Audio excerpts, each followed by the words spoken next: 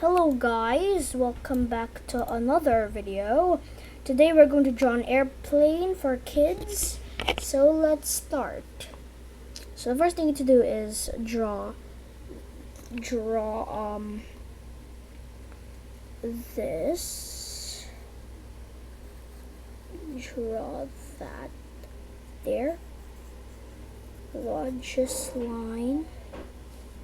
And then this line, then go here and then draw the wing.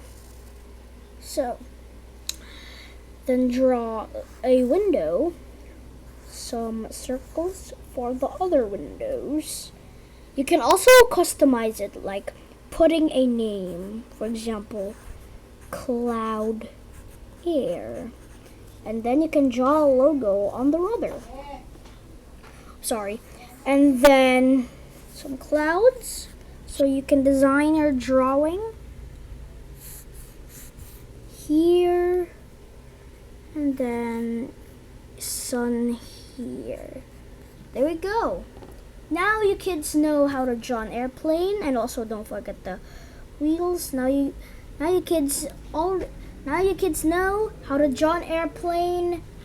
Please subscribe. 45 subscribers now. Bye-bye. F10.